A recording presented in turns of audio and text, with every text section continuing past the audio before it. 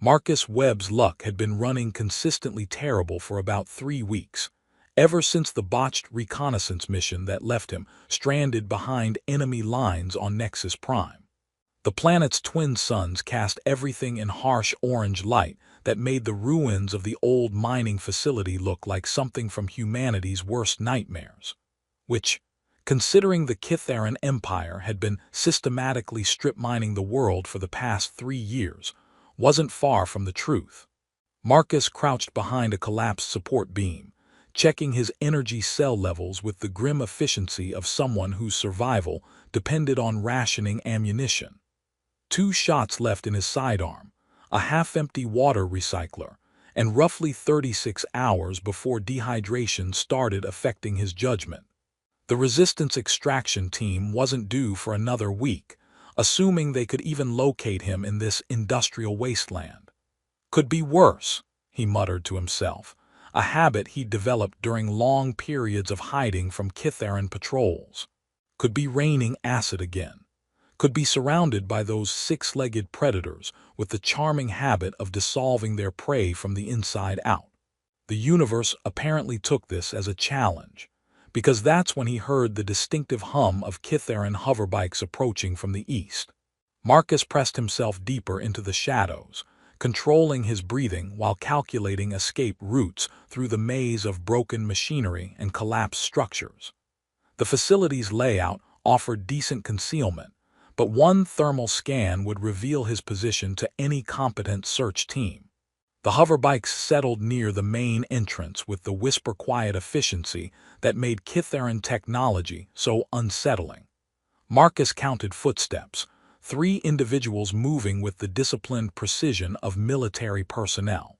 He was reaching for his sidearm when one of the figures appeared in his peripheral vision, moving with fluid grace that marked her immediately as something other than human. The Kithaeron warrior was tall and lean, her silver-streaked skin catching the orange sunlight in patterns that seemed almost decorative. Her elongated ears swiveled constantly, monitoring sounds that Marcus couldn't detect, while her amber eyes swept the ruins with predatory intelligence. She wore the standard-issue armor of the Empire's enforcement troops, but something about her posture suggested curiosity rather than aggression. Marcus held his breath, knowing that any movement would trigger combat reflexes honed by years of genetic modification and psychological conditioning. Kithaeron warriors were bred for war, trained to show no mercy, and programmed to view humans as nothing more than obstacles to imperial expansion. He'd seen them in action during the early days of the occupation, efficient, emotionless, utterly devoted to their orders. This one was different, though.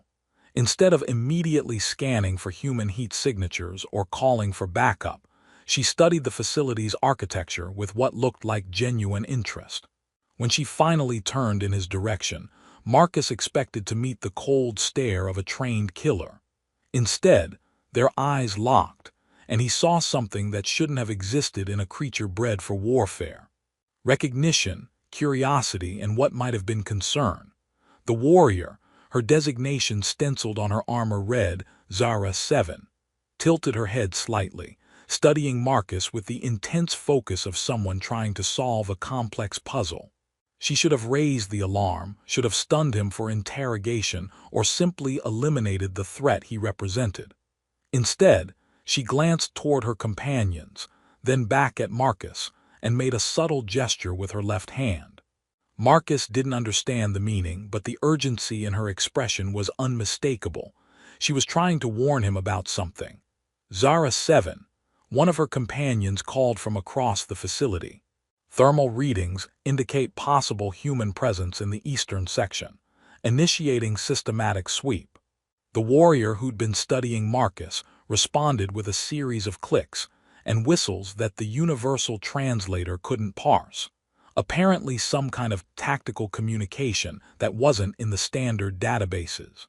She moved away from Marcus's hiding spot, rejoining her unit with the same fluid grace that had brought her there. For the next 20 minutes, Marcus listened to the search team, methodically investigating every possible hiding place in the facility except the exact location where he was concealed. Their sweep pattern was thorough and professional, but somehow managed to overlook the collapsed support beam that provided his only cover. When the hoverbikes finally departed, Marcus remained hidden for another hour, processing what had just happened. A Kitharan warrior, a being specifically engineered to hunt and kill humans, had not only failed to capture him but had apparently warned him about the search and somehow misdirected her own team. It made no tactical sense. It violated everything the Resistance knew about Kitharan conditioning and behavior. Most importantly, it suggested that beneath the Empire's genetic modifications and psychological programming, something recognizably sentient still existed. Over the following days, Marcus began noticing her presence at the edges of his limited territory. Never close enough for direct contact, never threatening, but always there, a silver-skinned shadow that seemed to be conducting her own private reconnaissance. When Kitharan patrols passed through the area, Zara 7 was invariably positioned to observe their movements, though she never seemed to be actively searching for him. The pattern continued until Marcus's curiosity overcame his survival instincts. He waited until she was alone, then deliberately revealed himself at the edge of a clearing where escape routes were readily available. "You could have captured me a dozen times," he said in Standard, not knowing if her conditioning allowed her to understand human languages beyond basic tactical phrases. Zara 7 froze when she saw him, her hand moving instinctively toward her sidearm before stopping mid-gesture. She studied him with those amber eyes, her expression cycling through what looked like confusion, interest, and something that might have been longing. "Why?" Marcus asked, keeping his voice gentle despite the tension coiling in his muscles. "Why haven't you turned me in?" She struggled with the words, her mouth forming sounds that didn't quite become language before finally managing. "You different, not afraid like others."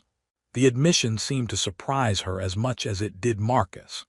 Kitharan warriors weren't supposed to engage in philosophical discussions with enemy combatants, weren't supposed to show curiosity about human behavior, and certainly weren't supposed to sound almost wistful when talking about fear responses. "Different how?" Marcus asked, genuinely interested despite the inherent danger of the conversation. Zara 7 glanced around nervously, as if expecting Imperial observers to emerge from the ruins at any moment. "You look at me like person, not weapon." The simple statement carried enormous weight. Marcus realized he was possibly the first being in her existence to treat her as an individual rather than a tool of warfare. The Empire bred their warriors for compliance and efficiency, not for the kind of complex emotional responses that might interfere with their primary function. "You are a person," Marcus said carefully. "Whatever they've done to you, whoever they've trained you to be, underneath all that, you're still someone with thoughts and feelings." Zara 7 eyes widened, as if he just suggested something revolutionary and dangerous. "Warriors do not have feelings. We have objectives. We have orders. We have designated functions within Imperial hierarchy. But you're here talking to me instead of following your orders," Marcus pointed out gently. "That suggests you're capable of making independent choices." The conversation was interrupted by the distant sound of hoverbikes, forcing both of them to take cover. As the patrol passed without detecting their presence, Marcus found himself studying his unlikely companion with growing fascination. Whatever the Empire had done to her, it hadn't completely suppressed the person she'd been before their modifications. When the immediate danger passed, Zara 7 turned to him with an expression of desperate curiosity. "You teach me more Standard. I give you safe passage through territories." It was a mutually beneficial arrangement that made tactical sense for both of them. But Marcus suspected it was also something more. A chance for a genetically modified weapon to remember what it meant to be sentient, and perhaps for a stranded human to prove that understanding could exist even between species bred for conflict. "Deal," Marcus said, extending his hand in the universal human gesture of agreement. Zara 7 stared at his outstretched hand for a long moment before carefully, hesitantly, reaching out to clasp it with her own. The moment of contact lasted only seconds, but Marcus could see in her eyes that it meant everything to someone who'd never experienced the simple courtesy of voluntary physical contact. Their war had just become considerably more complicated. Their language lessons took place in the abandoned mining facility during the quiet hours when Kitharan patrols were least likely to venture into the ruins. Marcus discovered that Zara 7 intelligence far exceeded what he'd expected from someone bred to be a living weapon. She absorbed new vocabulary with startling efficiency and asked questions that revealed a mind hungry for knowledge beyond military applications. "This word beautiful," she said during their third session, struggling with the pronunciation while examining a fragment of crystalline ore that caught the morning light. "What is purpose? Does not describe tactical advantage or strategic value." Marcus considered how to explain aesthetic appreciation to someone who'd been conditioned to evaluate everything in terms of utility. Beauty doesn't have a tactical purpose. It's something that makes you feel pleased or peaceful just by observing it. Zara 7 turned the crystal fragment in her hands, watching light refract through its faceted surface. "Pleased," she repeated carefully. "This is a motion state not relevant to mission parameters." "Right, emotions aren't always about missions or objectives. Sometimes they're just experiences that make life more interesting." She looked at him with those amber eyes, and Marcus caught a glimpse of something profound and sad. "Warriors do not have interesting lives. We have efficient ones." As their conversations deepened, Marcus learned fragments of her history that painted a disturbing picture of the Empire's breeding programs. Zara 7 had been genetically modified before birth, trained from early childhood in combat techniques, and subjected to psychological conditioning designed to suppress individual identity. She'd never had a name beyond her numerical designation, never owned personal possessions, never formed attachments to other beings. "You must have had some life before the military training," Marcus suggested during one of their sessions. "Children learn things naturally: songs, stories, games." Zara 7 expression grew distant. "Sometimes I remember fragments, music without words, colors that had no tactical significance, sensations that served no imperial purpose." She shook her head as if dispelling uncomfortable thoughts. "Conditioning removes such inefficiencies." "Those weren't inefficiencies," Marcus said gently. "Those were parts of who you used to be." "Who I used to be is irrelevant. I am what the Empire made me." Marcus was about to argue when the sharp whine of energy weapons echoed across the ruins. Both of them dropped into combat positions, Marcus drawing his sidearm, while Zara's 7 hand moved to the plasma rifle mounted on her back. The bombardment that followed was unlike anything Marcus had experienced, sustained energy barrages that turned the facility's remaining structures into molten slag. They took shelter in an underground maintenance tunnel, pressed together in the narrow space while the surface world burned above them. The bombardment continued for hours, each explosion sending tremors through the reinforced walls while dust and debris rained from the ceiling. "Imperial forces are sterilizing the area," Zara 7 explained, her voice barely audible over the destruction above. "Standard protocol when ground search fails to locate enemy personnel." "Charming," Marcus muttered, checking their limited supplies. "How long do these sterilization runs typically last?" "Until no structure remains that could provide concealment." She paused, listening to the pattern of explosions. "Approximately 8 to 12 hours, depending on target density." They settled in for a long wait, sharing Marcus's remaining water while the tunnel shook around them. In the darkness, with nothing to do but listen to their world being systematically destroyed, their conversation turned to more personal territory. "Are you afraid?" Marcus asked, noticing the way Zara's 7 hands trembled slightly despite her controlled breathing. She was quiet for so long that he thought she wouldn't answer. Finally, fear is inefficient. Warriors are conditioned to accept termination as acceptable outcome. That's not what I asked. I asked if you're afraid. Another long silence, then so quietly he almost missed it. Yes. The admission seemed to shock her as much as it surprised him. Marcus could feel her tension in the cramped space, the way she held herself rigid as if preparing for punishment. "It's okay to be afraid," he said gently. "Fear means you're alive, that you have things worth living for. I should not have things worth living for beyond imperial objectives. But you do." It wasn't a question. Zara 7 turned toward him in the darkness, and Marcus could see the confusion and conflict in her expression. "I do not understand what is happening to me. Since meeting you, I experience disturbances, thoughts that serve no tactical purpose, desires for things that have no military value." "Like what?" She hesitated, as if the words themselves were dangerous. "I want to hear more music without words. I want to understand why humans create art that serves no function. I want—" She stopped, apparently unable to voice whatever else she was thinking. "You want to be treated like a person instead of a weapon," Marcus finished for her. "Yes." The word came out as barely a whisper. "But warriors do not deserve such treatment. We are tools created for specific purpose." "Says who?" "The Empire. The same people who bred you for war and then sent you to die on occupied planets." Marcus felt her flinch at his words. "The Empire gave me existence, purpose, meaning. The Empire gave you conditioning and orders. That's not the same thing as meaning." They argued in whispers while the bombardment continued above, Marcus challenging every aspect of her conditioning, while Zara 7 struggled to defend beliefs that had been programmed into her from birth.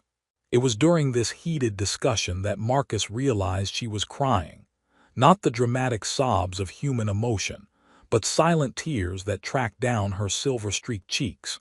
"I don't know who I am without the conditioning," she admitted finally. "If I'm not a weapon, if I'm not serving imperial objectives, then what am I?" "You're someone figuring out who she wants to be," Marcus replied. "Someone brave enough to question everything she was taught. Someone who chose to save a stranger's life instead of following orders." The bombardment finally ceased as dawn light began filtering through cracks in the tunnel entrance. When they emerged, the mining facility had been reduced to fused glass and twisted metal, a sterile landscape that bore no resemblance to the ruins where they'd been hiding. As they surveyed the destruction, Zara 7 made a decision that would change both their lives forever. She removed her Imperial communication device and methodically disabled its tracking systems, effectively cutting herself off from Kitharan command structure. "What are you doing?" Marcus asked, though he thought he knew. "Making choice," she replied, tucking the disabled device into her equipment pack. "First real choice of my existence. You know what this means. They'll classify you as a deserter. They'll send units to hunt you down." Zara 7 looked at him with something that might have been the beginning of a smile. "Then, we should probably start moving toward human territory. I believe you mentioned something about resistance extraction teams." As they began their trek across the devastated landscape, Marcus realized that saving Zara 7 from her conditioning would be considerably more complicated than teaching her new vocabulary. But watching her walk beside him with purposeful strides, no longer a weapon following orders but a person making her own choices, he thought it might be the most important mission he'd ever undertaken. Whether either of them would survive long enough to reach friendly territory was another question entirely. The consequences of Zara 7 desertion became apparent on their third day of travel, when Marcus spotted the distinctive heat signatures of Kitharan pursuit units through his binoculars. 3 hoverbikes moving in tactical formation, their riders wearing the enhanced armor of Imperial Special Forces. Even at this distance, Marcus could identify the lead figure by her distinctive combat stance and the elaborate scarification on her visible armor plates. "Thex 9, Zara 7 said quietly, having followed his gaze. My former unit commander. She will not accept failure or desertion. Friend of yours. Zara 7 expression darkened. Thex 9 believes emotion is contamination, weakness is contagion, and mercy is treason against imperial ideals. She will kill me to prevent spread of, what did you call it? Inefficiency. Marcus lowered his binoculars and began calculating escape routes through the broken canyon system they'd been traversing. The terrain offered decent concealment but limited mobility, perfect for a running battle that would favor the side with superior firepower and air support. How well does she know your tactical preferences? She trained me personally for 7 years. She knows exactly how I think in combat situations. Zara 7 checked her plasma rifle's energy cell with professional efficiency. But she does not know how you think, and she has never faced combined human-Kitharan tactics. The chase that followed tested every survival skill Marcus had learned during his years with the Resistance. They moved through the canyon system like ghosts, using natural rock formations to mask their heat signatures while staying ahead of the systematically advancing pursuit team. Zara 7 knowledge of Imperial search patterns proved invaluable, allowing them to anticipate Thex 9 movements and avoid direct confrontation. But their luck couldn't last forever. On the 5th day, they were trapped in a narrow ravine with no escape routes when the pursuit team finally caught up to them. Marcus found himself pressed against a rock wall, watching 3 Kitharan warriors advance with the coordinated precision of apex predators. Thex 9 called out in their clicking, whistling language, and Zara 7 responded with what sounded like a formal challenge. The conversation that followed was beyond Marcus's limited understanding of Kitharan tactical communication, but the tone was unmistakable. This was going to end in violence. She demands my surrender for reconditioning, Zara 7 explained without taking her eyes off her former commander. I have informed her that I choose termination over return to conditioning. There's got to be another option. Not for warriors who develop emotional contamination. Zara 7 grip tightened on her weapon. Marcus, when battle begins, you run. Do not look back, do not attempt rescue. My choices are my responsibility. The fight that erupted was unlike anything Marcus had witnessed. 3 genetically modified warriors moving with inhuman speed and precision. Energy weapons painting the canyon walls with deadly light. Zara 7 fought with desperate efficiency, using terrain and superior positioning to compensate for being outnumbered, but Marcus could see she was being systematically overwhelmed. He should have run, should have followed her instructions and escaped while she bought him time. Instead, he found himself flanking the pursuit team, using his sidearm to disrupt their formation at critical moments. It wasn't much, 2 shots from a standard human weapon against Imperial armor, but it created openings that Zara 7 exploited with lethal effectiveness. When the battle ended, 3 Kitharan warriors lay motionless on the canyon floor, and Zara 7 sat beside their bodies with tears streaming down her face. I killed them, she whispered, her voice breaking. They were my sisters, my unit companions. They were as trapped by conditioning as I was, but I killed them. Marcus knelt beside her, noting the plasma burns on her armor and the way her hands shook as she set down her weapon. You defended yourself. You defended both of us. They died because they could not break free of Imperial programming, because they believed duty was more important than choice. Zara 7 tears fell onto the dusty ground between her feet. I am not brave warrior. I am defective weapon who destroys everything she touches. You're wrong. Marcus touched her shoulder gently, feeling the tension in her muscles. You're someone who chose freedom over slavery, who risked everything to become more than what you were created to be. Zara 7 shrugged away from his touch, reverting to the emotional distance he remembered from their first meetings. Comfort is wasted on broken tools. I should be destroyed before I cause more damage. They were still arguing when Marcus's emergency communicator crackled to life with a coded transmission from the Resistance extraction team. Help was 12 hours away, but they needed to reach a specific set of coordinates in the ruins of an abandoned city, the same location where Imperial forces were converging for a massive search operation. The final phase of their escape required everything they'd learned about working together. Zara 7 used her insider knowledge of Imperial tactics to predict patrol movements, while Marcus coordinated with Resistance contacts via encrypted channels. They moved through the ruined city like a two-person army, combining human creativity with Kitharan precision to stay ahead of searchers, who were increasingly frustrated by their inability to locate two fugitives. The extraction point was a bombed-out residential tower that offered excellent visibility but limited escape routes. As they waited for the resistance team's arrival, Imperial forces established a perimeter that made their position increasingly untenable. "They know we're here," Marcus observed, watching hoverbikes circle the building's base while ground troops moved into assault positions. "This is going to be a running gunfight all the way to the pickup zone." Zara 7 studied the Imperial deployment with professional interest. Standard urban assault formation. They will breach lower levels while aerial units provide suppression fire from above. She paused, considering alternatives. Unless someone redirects their attention to higher priority targets. Marcus didn't like the tone of that suggestion. "What are you thinking?"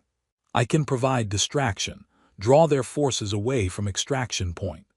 Zara 7's expression had shifted back to the emotionless mask he remembered from their first encounter.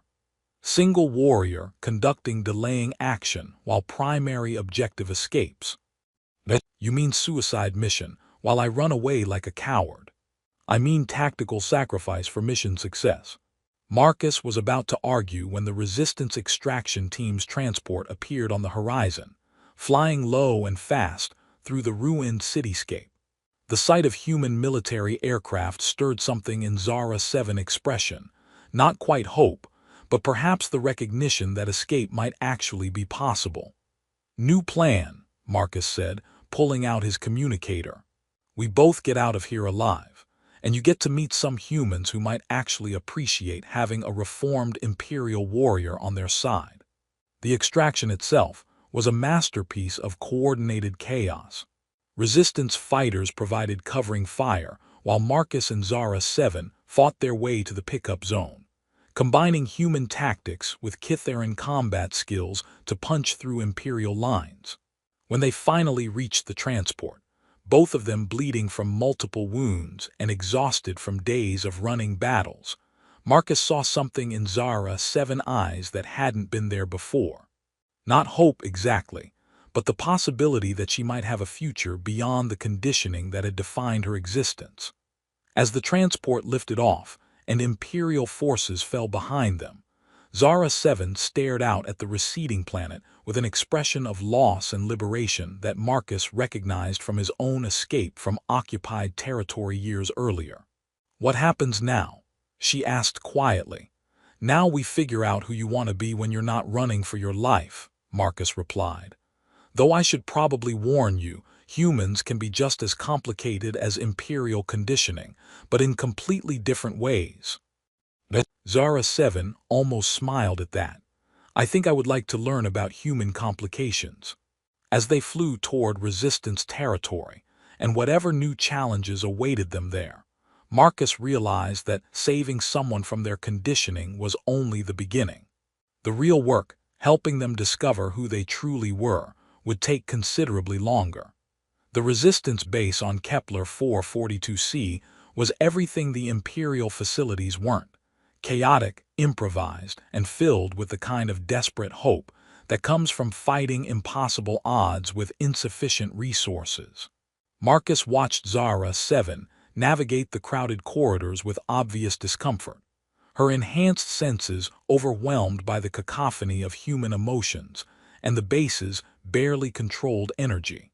"Too many variables," she muttered, pressing herself against a wall as a group of children ran past, playing some incomprehensible human game that involved considerable shouting.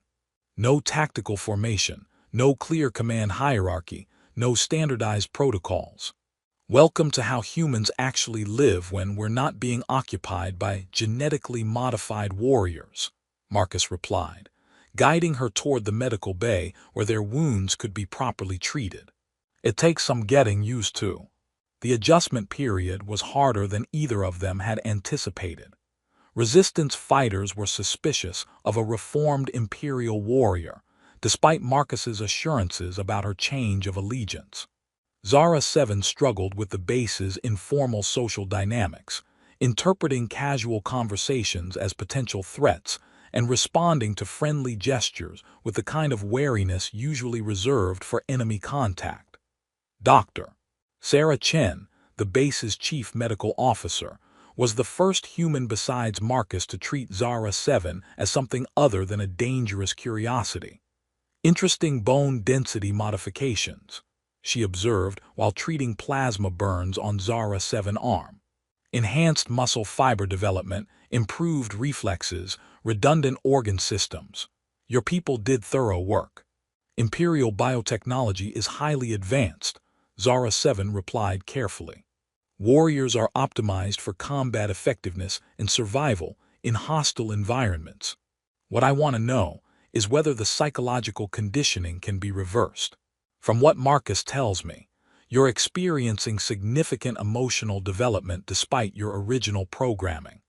Zara 7's expression grew troubled. Emotional responses create tactical inefficiencies.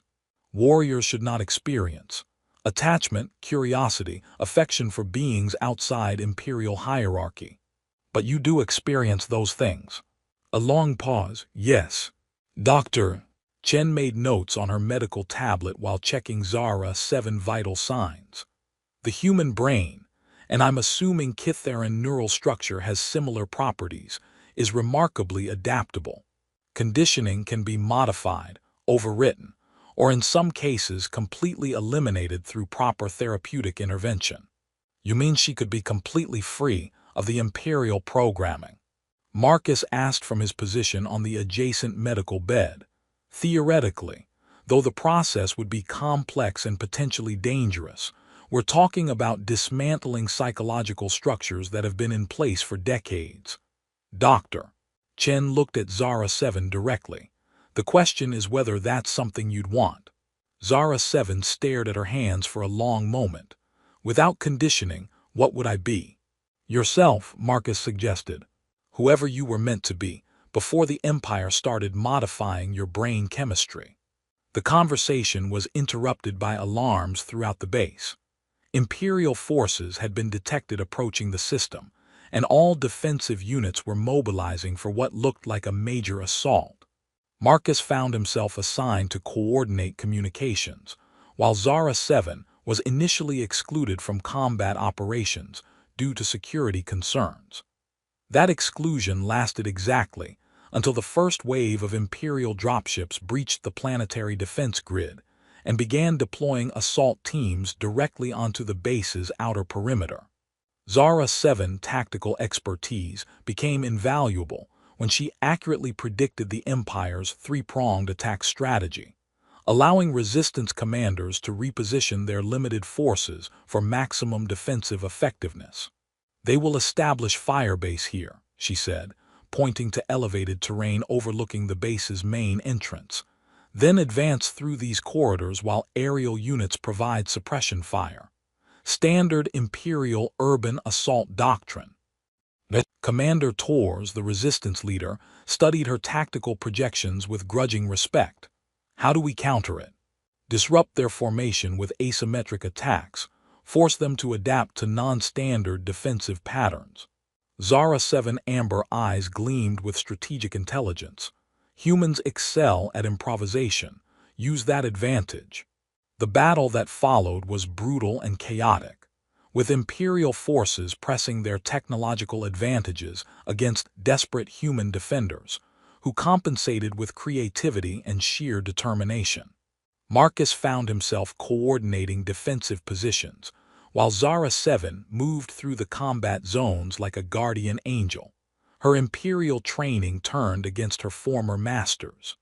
It was during the fight's climax that Marcus witnessed something that changed his understanding of who Zara 7 had become. A group of children had been trapped in the base's civilian shelter when Imperial forces breached the lower levels. While human defenders fought to hold the main corridors, Zara 7 took it upon herself to protect the evacuation route.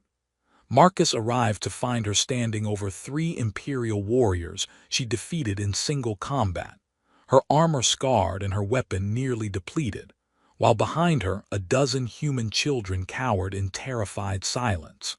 But as he watched, something remarkable happened.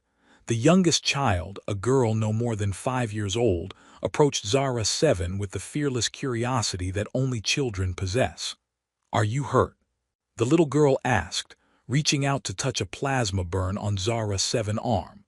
Zara 7 froze, staring down at the tiny human hand touching her alien skin with gentle concern. "Warriors do not require comfort." "But everyone needs comfort when they're hurt," the child insisted with 5-year-old authority. "My mom says so." Marcus watched tears begin to form in Zara 7's eyes as other children gradually overcame their fear, drawn by their companion's acceptance. Soon she was surrounded by young humans who saw past her silver-streaked skin and elongated ears to the person protecting them. The final confrontation came when Thex 9, somehow having survived their earlier encounter, led a strike team directly into the civilian areas. The battle was personal this time, 2 former unit companions fighting not for Imperial objectives, but for fundamentally different concepts of what life should mean. "You have become contaminated beyond recovery," Thex 9 declared as they circled each other in the shelter's main chamber. "Better to end your existence than allow further spread of emotional weakness." "But I have become free," Zara 7 replied, her voice carrying new strength. "Free to choose who I protect, who I care about, who I am willing to die for." The combat was fierce but brief. When it ended, Thex 9 lay motionless while Zara 7 stood victorious but severely wounded, her armor breached in multiple places and her left arm hanging useless at her side. As Marcus helped her to the medical bay, Zara 7 finally broke down completely. All the conditioning, all the suppressed emotions, all the years of being treated as a weapon rather than a person came pouring out in a flood of tears and anguished questions. "I don't know who I am," she sobbed, clinging to Marcus with desperate strength. "I don't know what I'm supposed to be, how I'm supposed to live, what purpose I have beyond fighting." "But I know who you are," Marcus said, supporting her weight while medical personnel prepared treatment stations. "I've known since the day you chose to warn me instead of capture me. What am I then?" But Marcus looked at this being who had risked everything to break free from conditioning, who had fought her former comrades to protect human children, who had chosen compassion over duty at every critical moment. "You're brave and sweet," he said quietly, the words coming from someplace deeper than tactical analysis or strategic thinking. Zara 7 froze, her amber eyes wide with shock. In her world, such words were never spoken, especially not to warriors bred for combat and conditioned for efficiency. The simple, genuine compliment shattered the last of her emotional barriers, allowing her to see herself not as a reformed weapon or a useful defector, but as someone worthy of love and respect. "Sweet," she repeated wonderingly, as if the concept was entirely foreign. "Warriors are not sweet. We are efficient, lethal, purposeful." "You sat with injured children and let them comfort you," Marcus replied. "You chose to protect strangers instead of following orders. You cried when you had to fight people you once considered family. That's not efficient or lethal, that's sweet." The words seemed to unlock something fundamental in her identity. For the first time since he'd known her, Zara 7 smiled, not the careful expression of someone practicing human social customs, but genuine joy at discovering she could be something beyond her original programming. Recovery took weeks, during which Zara 7 gradually adapted to life as someone with choices rather than orders. She worked with Dr. Chen to understand her modified physiology, helped train resistance fighters in counter-imperial tactics, and slowly learned to navigate human social interactions without treating every conversation as a potential threat assessment. The breakthrough came when she asked Marcus a question that would have been unthinkable months earlier. "May I choose a new name? Numbers are for tools and weapons. I think I would like to be called something that reflects who I am choosing to become." "What would you like to be called?" She considered carefully. "Zara, just Zara. No numbers, no designations, no imperial classifications." 6 months later, Marcus found Zara working in the base's Cultural Integration Center, helping other Kithaeron defectors adjust to life free from conditioning. Her elongated ears no longer swiveled constantly for threats, her amber eyes held warmth instead of wariness, and her silver-streaked skin had lost the rigid tension that had once marked her as a weapon rather than a person. "How many today?" he asked, reviewing reports of successful defections. 12, Zara replied, not looking up from the rehabilitation schedules she was organizing. 3 former warriors, 6 support personnel, and 3 civilian specialists, who decided they preferred human concepts of individual choice to imperial efficiency. Marcus settled into the chair beside her desk, still amazed by the transformation he'd witnessed. "Any regrets about leaving the Empire?" Zara looked at him with eyes that held depths of emotion she'd never been allowed to express as a numbered warrior. "I regret the time I lost before learning what it meant to be free. I regret the beings who couldn't break their conditioning. But I do not regret choosing to become someone worthy of being called brave and sweet." Outside their window, former Imperial personnel worked alongside human resistance fighters to build something that neither species could have achieved alone. A future based on choice rather than conditioning, understanding rather than conquest. Marcus watched Zara return to her work, helping beings like herself discover who they could become when they were no longer defined by the purposes others had forced upon them. In a galaxy torn by war and prejudice, she had become something unprecedented, living proof that even the most thorough conditioning could be overcome by the simple recognition that everyone deserved to be seen as worthy of love.